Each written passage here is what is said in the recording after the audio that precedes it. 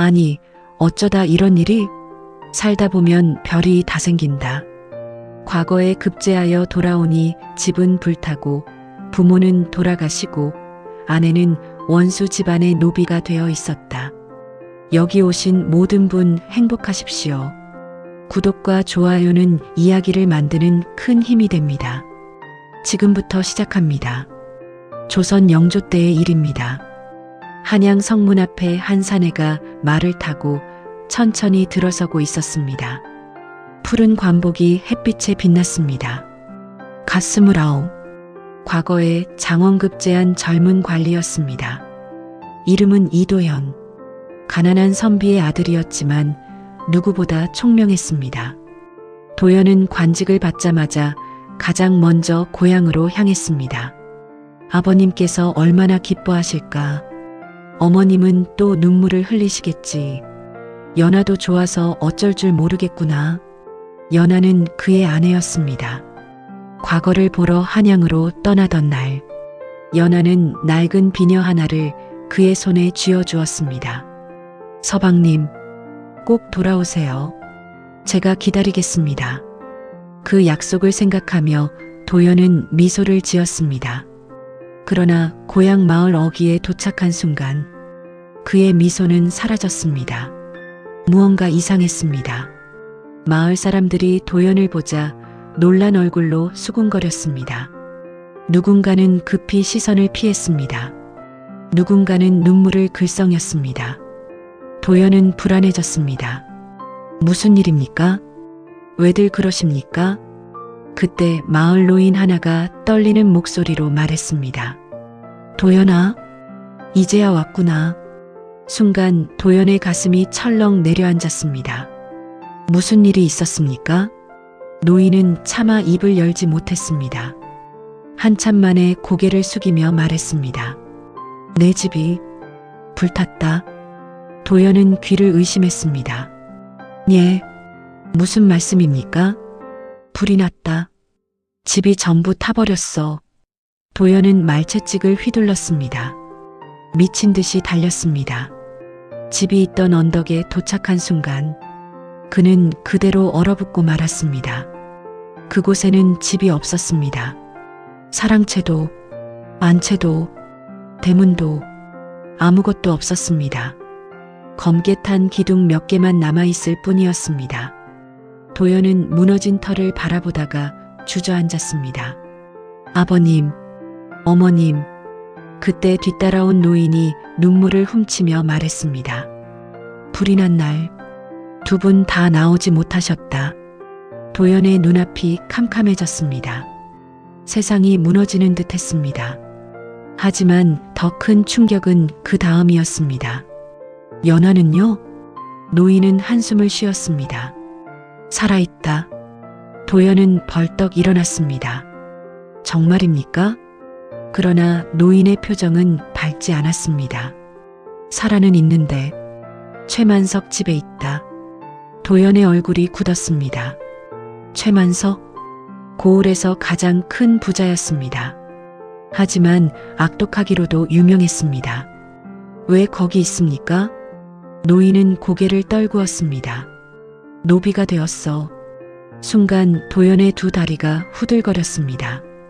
알고 보니 모든 일에는 이유가 있었습니다. 도연의 아버지 이진사는 평생 올곧은 선비였습니다. 최만석이 백성들의 땅을 강제로 빼앗으려 하자 앞장서서 막아섰습니다. 그 일로 최만석은 원한을 품었습니다. 그리고 도연이 한양에 있는 동안 최만석은 복수를 시작했습니다. 거짓 빈문서를 만들었습니다. 관아 관리들에게 뇌물을 주었습니다. 집을 빼앗았습니다. 그리고 어느 날 밤 불이 났습니다. 사람들은 사고라고 했습니다. 그러나 모두 알고 있었습니다. 누가 저지른 짓인지. 다만 감히 입을 열지 못할 뿐이었습니다. 도연은 이를 악물었습니다. 연하를 만나야겠습니다. 그날 밤 그는 허름한 옷으로 갈아입고 최만석 집 근처로 갔습니다. 커다란 대문 안으로 불빛이 새어나오고 있었습니다. 마당에서는 노비들이 바쁘게 움직이고 있었습니다. 그리고 그들 사이에 익숙한 얼굴 하나가 보였습니다. 연하였습니다. 도연은 숨이 멎는 줄 알았습니다. 연하는 예전보다 훨씬 야위어 있었습니다. 손은 거칠어졌고 옷은 남루했습니다. 그녀는 무거운 물동이를 들고 비틀거리며 걷고 있었습니다.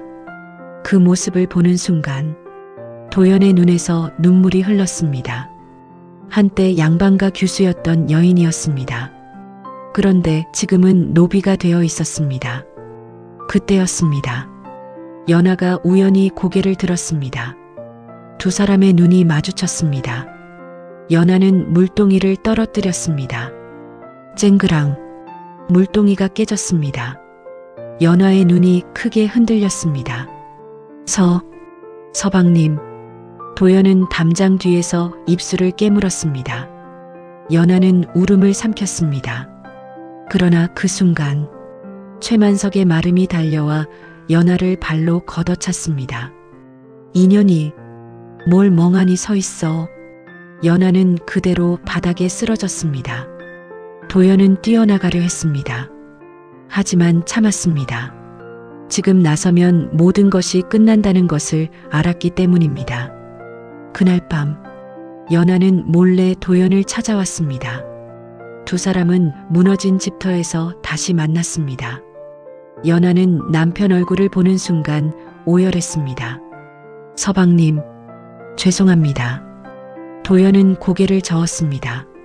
아니요. 당신 잘못이 아니요. 연하는 눈물을 흘리며 말했습니다. 불이 난 날 아버님과 어머님을 구하려고 들어갔습니다. 하지만 불길이 너무 거셌습니다. 그녀는 그날의 일을 모두 이야기했습니다. 최만석의 하인들이 수상하게 집 근처를 맴돌았던 일, 불이 나자 누구도 도와주지 않았던 일, 그리고 자신이 노비가 된 이유까지. 최만석은 연하를 협박했습니다. 노비가 되면 살려주겠다. 아니면 관비로 팔아버리겠다. 연하는 살아남았습니다. 언젠가 도연이 돌아올 것이라 믿었기 때문입니다. 도연은 주먹을 꽉 쥐었습니다. 피가 날 정도였습니다. 이제 끝이오. 내가 돌아왔소. 그날부터 도연은 움직이기 시작했습니다. 장원급제한 관리라는 신분을 숨긴 채 증거를 모았습니다. 뇌물을 받은 관리, 위조 문서를 만든 아전, 불이 나던 날 술에 취해 떠벌렸던 하인, 하나하나 찾아냈습니다. 마침내 모든 진실이 드러났습니다. 불은 사고가 아니었습니다. 최만석이 사람을 시켜 지른 방화였습니다. 며칠 뒤 관아 마당에 백성들이 모였습니다. 최만석도 불려 나왔습니다. 그는 여전히 비웃고 있었습니다. 증거가 어디 있단 말인가? 그 순간 도연이 앞으로 걸어 나왔습니다. 그리고 품속에서 교지를 꺼냈습니다. 나는 전하의 명을 받은 관리 이도연이다. 순간 관아가 조용해졌습니다. 최만석의 얼굴이 하얗게 질렸습니다. 도연은 증인들을 불러냈습니다. 위조 문서를 만든 자, 뇌물을 받은 자, 방화를 지시받은 자, 모두 무릎을 꿇고 죄를 자백했습니다. 최만석은 그 자리에서 쓰러질 듯 휘청거렸습니다. 끝이었습니다. 10년 가까이 백성들을 괴롭히던 악인의 몰락이었습니다. 그날 이후 최만석의 재산은 몰수되었습니다.